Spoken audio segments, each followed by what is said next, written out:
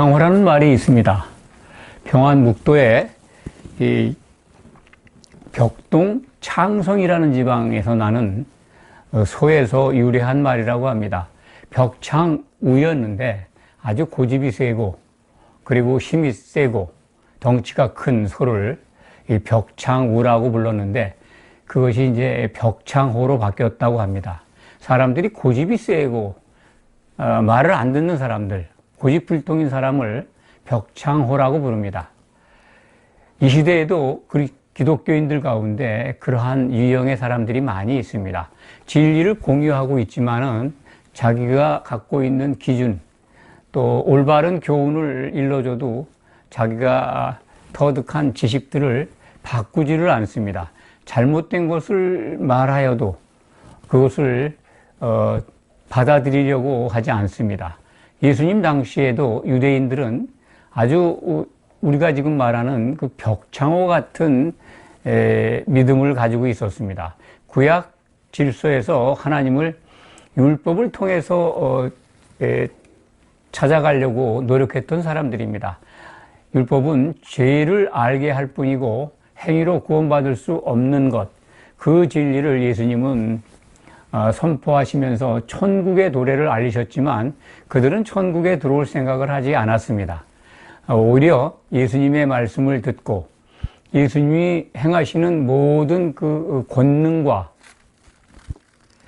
표적과 기사를 보고 누리면서 그것을 참으로 환호하고 대단하게 열광하면서도 예수님은 따르지 않았습니다. 심지어 예수님을 증거한 세례 요한이 예수님을 정말로 내 뒤에 오시는 감당할 수 없는 분으로 그렇게 소개를 하면서 나는 물로 세례를 주지만은 성령으로 세례 베풀 뿐이라는 것을 증거했는데도 결국 그도 예수님을 따르지 않았습니다. 그만큼 사람들이 갖고 있는 그 속에 가지고 있는 자기 안에 구축된 고집, 그 참으로 버릴 수가 없는 것 같습니다. 벽창호라는 이름 속에서 오늘날 우리들의 신앙의 모습을 한번 돌아봐야 한다고 생각을 합니다. 기독교 전통과 그동안 우리가 접해왔던 참으로 많은 교리와 가르침 속에서 성경과 다른 것이 발견된다면 그런 벽창호 같은 고집을 부릴 게 아니라 그것을 내려놓고 바꿔야 합니다. 그런데 그것이 너무나 심각합니다. 예수님이 직접 이렇게 설명하신 내용인데도 사람들이 만든 교훈과 그리고 전통과 그거에 의해서 형성되어 있는 교리가 사람들의 생각 전환을 방해하고 있습니다. 오늘 마태복음 11장 속에서도 그런 걸 많이 발견하게 됩니다. 참으로 교회가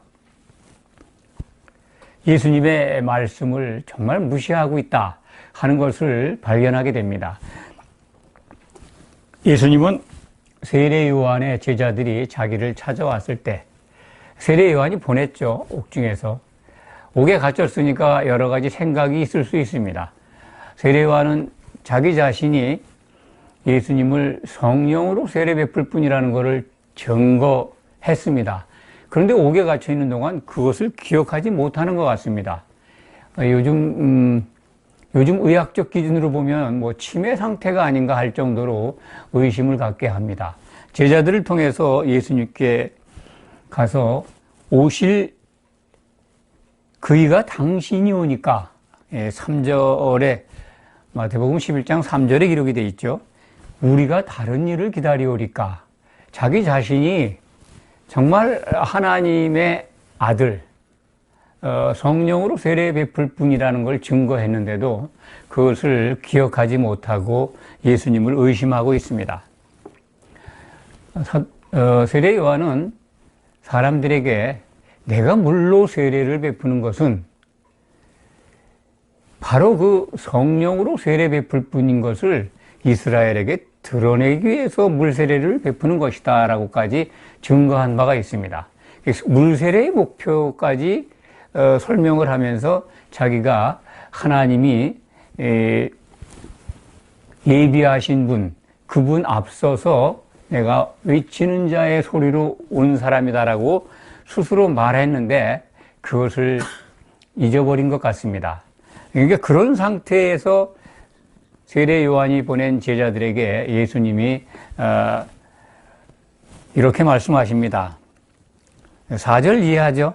4절 이하 5절의 말씀인데 핵심은 이사야서 61장 1절 이하의 말씀입니다. 거기서 이제 우리가 꼭 기억해야 될 것은 선지자 사역을 통해서 맹인이 못 보는 사람이 눈을 뜨고 못 걷는 사람이 걷고 문둥병자가 낫고 죽은 자가 살아납니다. 그것은 이제 구약 선지자들도 행한 권능이었고 표적이었습니다. 예수님은 특별히 그 엘리사가 행한 표적들을 다 실체로서 이루어 가고 계십니다. 그런데 여기서 그들이 하지 못한 그 사역 내용이 있습니다. 구약의 선지자들이 행하지 못한 예수님의 행적, 그것이 바로 가난한 자에게 복음이 선포된다 하라 라고 전해라는 것입니다. 이 부분은 이제 이사야 61장 1절에 기록이 되어 있습니다. 가난한 자에게 복음을 전하시려고, 아름다운 소식을 전하시려고 보냄을 받은 그 메시아를 예언하고 있습니다. 그렇기 때문에 이사야서 61장에 기록되어 있는 그 선지자이면서 메시아인 것을 사도가 아닙니다. 세례 요한의 제자들에게 말씀하신 것입니다. 그러니까 세례 요한이 만약 제자들한테 그 말씀을 들었다면 그분은 정말 오실 이가 그분이구나 하는 것을 알았을 겁니다. 옥에 갇혀 있어서 그것을 깨달았는지 모르지만은 우리가 생각하건대는 예수님의 말씀을 뒤에 하신 말씀을 적용한다면 세례 요한은 끝내 예수님을 만나지 못했고 또 예수님을 따르지 않았습니다. 그러니까 예수님이 말씀하신 것은 세례 요한은 실족했다는 것입니다. 제자들에게, 세례 요한의 제자들에게 한 말씀들 중에서 우리가 찾아보면 그것을 확인할 수가 있습니다. 그 제자들은 못 들은 것 같습니다. 떠난 다음에 요한의 제자들이 떠난 다음에 예수님을 따르는 12제자에게 하신 말씀을 보면은 나로 말미암아 실족하지 않은 자는 복이 있다. 6절에 기록되어 있습니다. 그러니까 예수님을 보고도 예수님을 따르지 않아서 실족한 수 있다는 것을 알려주시는 말씀입니다. 그러니까 세례 요한에 대해서 말씀하시는 과정에서 이 말씀을 하신 거 보면 세례 요한이 실족했음은 우리가 짐작할 수가 있습니다. 그것을 더 확증적으로 우리가 확인할 수 있는 것은 세례 요한이 참 여자가 낳은 자 중에 가장 큰 자다. 더 큰 자가 일어남이 없다라고 하시면서 그렇지만 천국에서는 하나님의 나라에서는 하나님의 나라가 지금 임해 있죠. 그 나라 안에서는 지극히 작은 자보다 더 작다라고 말씀하셨습니다. 그런 말씀을 보면은 11장 11절에 기록된 말씀입니다. 세례 요한이 실족했다는 겁니다. 천국에 들어오지 못하면, 천국 복음을 듣고도 천국에 들어오지 못하면 실족한 것입니다. 그런데 지금까지 교회는 세례 요한을 굉장히 대단한 인물로 모든 선지자 중에 가장 큰 자라는 것만 기억을 하는 것 같습니다. 세례 요한이 실족했다라고 하는 그런 그 예수님의 말씀을 증거하는 목사님들과 또 설교자들이 많이 있습니다만 아직도 보편적으로 세례 요한을 정말 예수님을 증거한 매우 대단한 선지자로 이해하고 있습니다. 그뿐만 아닙니다. 이 교회 안에서 예수님이 무시되고 있는 말씀들이 오늘 본문에서 많이 찾아볼 수 있는데, 또 하나 그런 사례를 말씀드린다면 이 천국에 관한 오해입니다. 천국은 예수님으로부터 시작이 됐습니다. 예수님이 요단강에서 세례 요한에게 물 세례를 받을 때 성령 세례를 받으셨습니다. 기름 부음을 받으신 겁니다. 그때부터 하나님의 나라는 임했습니다. 그래서 예수님은 천국은 세례 요한의 때부터 침노를 당한다라고 말씀하신 겁니다. 12절의 말씀이죠. 세례 요한의 때부터, 그때가 바로 그러니까 예수님이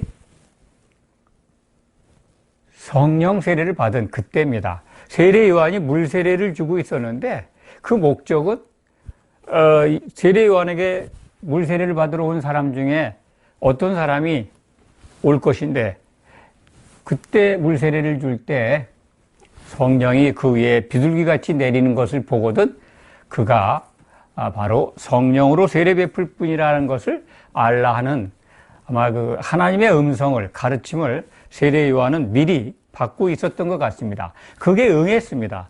그렇기 때문에 그때부터 천국은 도래한 겁니다. 그런데 천국을 죽어서 가는 곳으로 우리는 오랜 기간 동안 이해하고 있고 지금도 그런 교훈 속에, 그런 가르침 속에 많은 성도들이 빠져 있습니다. 그것을 벗어나지 못합니다. 죽으면 곧바로 천국에 가는 것, 그 사람들이 만든 교훈, 또 교리 때문에 오늘날까지도, 오늘 교회 안에서도 이 세상 삶을 살다가 죽으면 천국에 가서 바로 하나님 나라에서 하나님과 사는 것으로 오해합니다. 성경은 그렇지 않습니다. 오늘 예수님의 말씀을 존중한다면 그런 생각은 쉽게 버릴 수 있을 겁니다. 그런데 너무나 우리들의 마음은 벽창호 같습니다. 정말 버리지 않습니다. 바꾸지 않습니다. 고집센 황소 같은 그러한 자기 지식에 대한 확신, 그것을 갖고 있기 때문에 예수님의 이런 말씀을 전하더라 하더라도 이상한 복음으로 받아들이는 분들이 너무나 많습니다. 그래서 기회 날 적마다 제가 천국에 대한 오해를 강조해서 말씀을 드립니다. 정말 하나님의 나라, 천국은 같은 동의어입니다. 하나님의 통치 영역을 지칭하는 말입니다. 천국 그러면 마태복음만 천국이라고 기록을 하였는데 그것은 바로 하나님의 나라다. 하나님의 나라의 의미는 하나님의 통치가 임한 영역이다. 그리고 통치 행위 그 자체도 원문은 그렇게 쓰이고 있다. 이거 꼭 기억하시기 바랍니다. 13절에 보면 모든 선지자와 율법이 예언한 것은 요한까지다. 아주 중요한 말씀이죠. 선지자와 요한이 예언한 것이 요한 때까지다고 하는 것은 요한의 때부터 시작된 천국, 그것이 임하면 선지자와 율법이 가르치는 것, 그 예언은 끝났다는 겁니다. 그것은 완성이 됐다는 거죠. 예수님을 통해서 다 완성이 됐고 이제 신약시대 하나님의 나라가 개국을 한 겁니다. 그런데 오늘날까지도 구약의 율법을 지켜서 구원에 이르러야 한다고 가르치는 사람들이 많이 있습니다. 점점 그런 교회의 강단이 늘어나는 것 같습니다. 율법주의로 가는 것이요. 이것이 예수님이 오셔서 이것을 분명하게 말씀하셨고 또 사도들이 기록을 해서 선지자와 율법이 예언한 것은 요한 때까지다라는 것을 다 읽고 알았을 텐데 율법의 행위를 통해서 구원받아야 된다고 가르치는 종파가 많습니다. 이단뿐만이 아니라 정통교단이라고 하는 곳의 교회 강단에서도 이것을 공공연히 행위 없는 믿음이 어디 있느냐라고 하는 그런 신약 성경의 기록을 잘못 적용해서 율법의 행위로 구원에 이르러야 한다는 것을 교묘하게 아주 섞어서 선포합니다. 사실 율법에 기록되어 있는 어떠한 조항도 규례도 613가지나 된다고 하죠. 그 중에 한 가지도 그걸 다 지켜서 구원에 이르려고 한다면 한 가지도 빼놓지 않고 다 완전하게 지켜야 합니다. 한 가지라도 지키지 못하면 모든 것이 다 헛것이다라고 하는 신약 성경의 기록이 있습니다. 그것을 우리는 너무 예수님이 이렇게 선언하시고 가르쳐준 말씀을 너무 교회가 무시하고 있다. 왜 그렇게 됐을까? 사람들의 마음이 왜 그렇게 예수님의 말씀을 눈으로 보면서도 따르려 하지 않을까? 그런 걸 참 안타깝게 생각하면서도 그 원인을 한번 우리가 돌아보지 않을 수가 없습니다. 그 원인은 그런 생각을 갖게 하고 그것을 믿게 하는 하나님의 일을 회방하는 세력이 있다는 겁니다. 하나님의 일을 회방하는 자는 사탄이라고 하죠. 성경에서 기록된 걸 보면 하나님의 일을 회방하는 그 자를 나타날 때는 사탄이라고 표현을 합니다. 또 마귀로 표현할 때는 마귀는 그 이간하는 자죠. 헬라 말로 이렇게 풀이를 하면은. 그래서 사람들을 이간하고 분쟁하게 하는 건 물론 뭐 마찬가지로 하나님의 일을 회방하는 건 맞습니다만 약간 구분해서 사용되는 걸 설명드린다면 하나님의 일을 회방할 때는 사탄이라고 표현을 하는 것 같고 이간자 노릇을 할 때는 마귀라고 표현한 것 같고 일단은 뭐 저는 그렇게 이렇게 약간 구별해서 같은 말입니다만 오늘 설명을 드립니다. 세례 요한이 나타나서 물 세례를 주고 회개하라고 천국이 가까이 온 것을 증거했습니다. 예수님을 통해서 천국이 이루어지는 것을 알았을 텐데 그는 따르지를 않았습니다. 그래서 천국을 증거하고 예수님을 증거한 세례 요한은 실족했다 하는 것이 예수님의 선언입니다. 그래서 조금 전에도 말씀을 드렸습니다만 예수님이 오늘 말씀하신 것 중에 교회가 여러 가지를 참 따르지 않고 예수님의 말씀을 무시하는데 첫 번째가 세례 요한이 실족했다는 것을 인정하려 들지 않습니다. 또한 세례 요한의 물 세례가 그래서 매우 중요한 요소로 남아 있습니다. 교회에 새로운 신자가 들어오면 일정한 기간을 지나서 학습을 받고 물 세례를 받아야 합법적인 그 교회의 세례교인이 됩니다. 고난도 받습니다. 의무도 받습니다. 의무는 뭐 전도하는 의무가 있고 또 신앙생활하는 성도로서의 책무가 주어집니다만 또 권리는 세례교인이 돼서 정식으로 교회의 구성원으로서 모든 권리를 행사하게 됩니다. 그러니까 세례 요한이 실족했다는 것을 인정한다면 물 세례에 대한 태도가 바뀌지 않을까. 세례 요한은 분명히 내가 물 세례 주는 거는 성령 세례 베풀 분을 이스라엘에 나타내려고 하는 것이다. 그래서 그분이 오셨으니까 자기 사명은 다 끝난 거예요. 그것까지 알았어요. 그런데 그는 계속해서 물 세례를 주고 있습니다. 제자들을 양육하고 있습니다. 그런 것들이 신약 성경에 여러 군데 기록이 되어 있습니다. 세례 요한이 물 세례를 주는 목적을 본인 입으로 얘기를 했는데 계속해서 자기가 물 세례를 주고 있으니 그 유대인들이 얼마나 혼란스러웠겠습니까? 메시아를 증거했다고 했는데 저 예수라는 사람이 메시아가 아닌가 보다. 그런 그 하나님의 일을 본의 아니게 회방하고 있었던 겁니다. 예수님이 정확하게 그 땅에 보냄을 받은 메시아인 것을 알려야 되는데 세례 요한의 행동은 오히려 그것을 방해하고 있었습니다. 그런데 어떻게 보면은 구약의 말씀 속에서 찾으면 이것이 하나님께서 허락된 범위 내에서의 일이다라고 생각을 합니다. 엘리야가 엘리사를 제자로 삼아서 기름 부음을 받습니다. 그 전에 하나님께서는 엘리야에게 3가지 명령을 합니다. 그런데 우리가 그 구약 성경을 읽어보시면 알겠지만은 2가지는 하지 않습니다. 2 사람에게 이 기름 부음을 부어야 되는데 기름을 부어주고 그 선지자로 왕으로 삼아야 되는데 그 일을 안 합니다. 결국은 그 일을 누가 하느냐면 엘리사가 나중에 엘리야를 하나님께서 치우신 다음에 엘리사가 담당합니다. 그런 거 보면 엘리야가 회오리 바람으로 구별돼서 하늘로 옮겨지는 사건을 보면 엘리야의 이름으로 온 세례 요한 운명이 같은 것 아닌가 그런 생각을 합니다. 그래서 구약 성경에 비춰진 그림자가 실질적으로 이루어지고 있다. 저는 그렇게 말씀드릴 수가 있습니다. 그러니까 14절에 예수님이 그런 말씀을 하셨죠. 만일 너희가 즐겨 받을진대 오리라 한 엘리야가 곧 이 사람이라.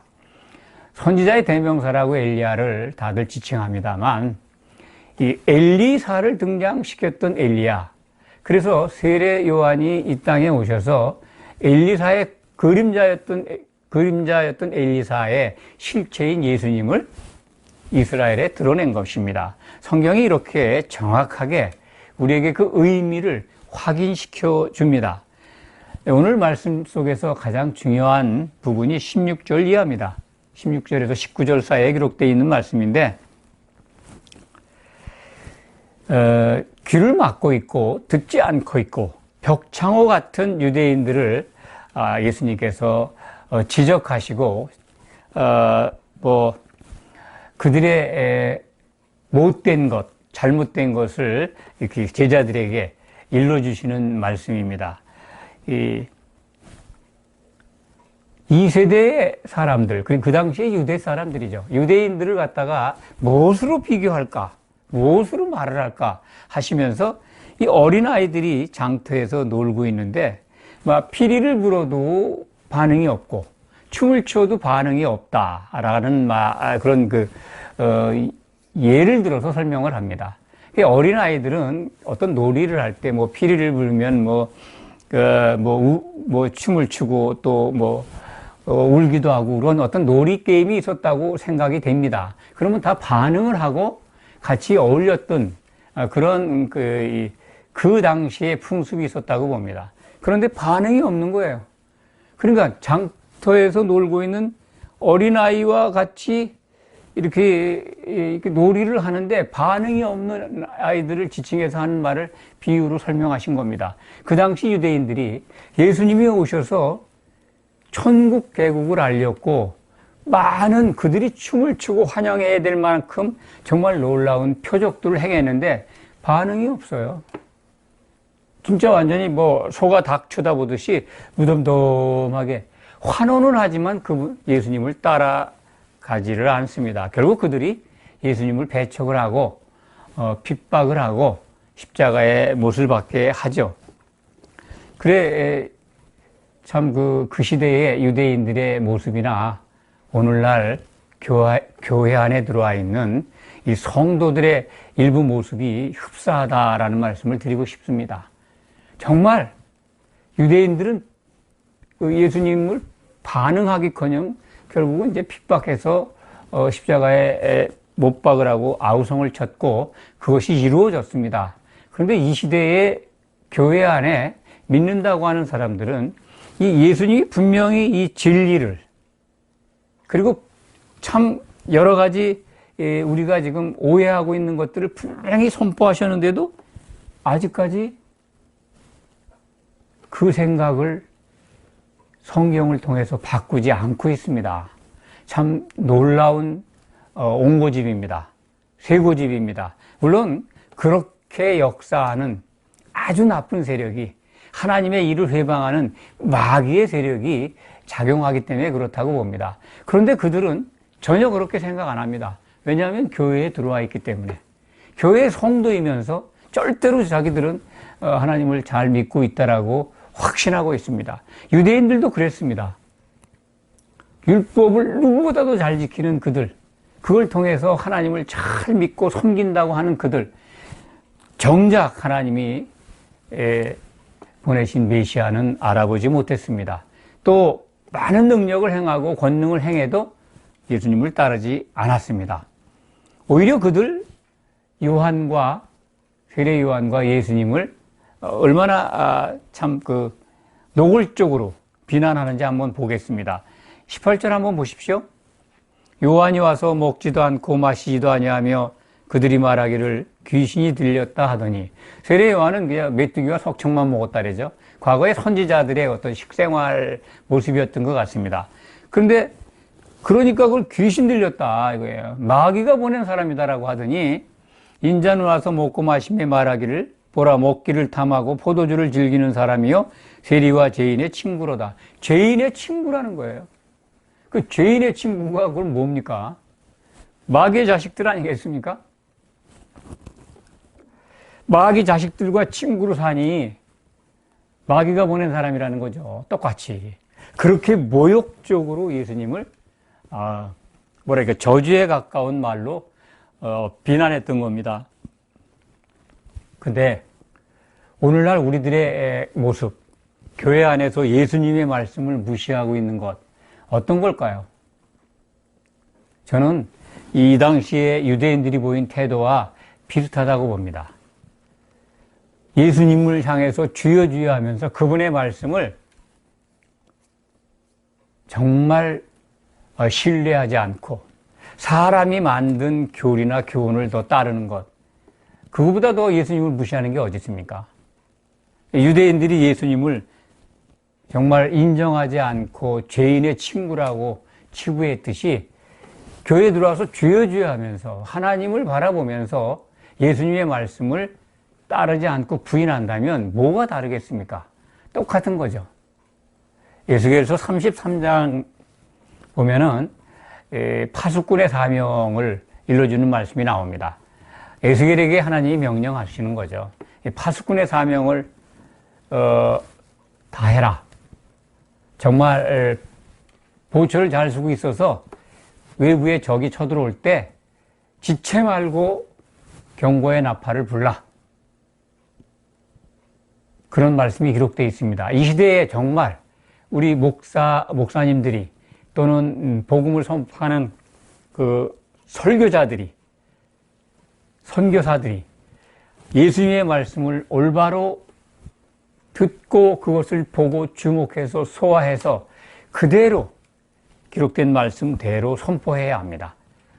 지금 교회에 얼마나 교회에 해를 끼치는 그 나쁜 바이러스들이, 사탄이 보낸 그들의 일꾼들이 교회를 무너뜨리고 성도들을 혼란에 빠뜨려서 구원에 못 이르도록 쉬지 않고 일하고 있다고 하는 것을 이제 말씀을 전하는 분들은 알지 않습니까? 그대로 성경에 기록된 대로 교리나 사람들이 만든 전통이나 교훈을 따르는 게 아니라 예수님이 우리에게 일러주신 그 말씀 그대로 선포해야 합니다.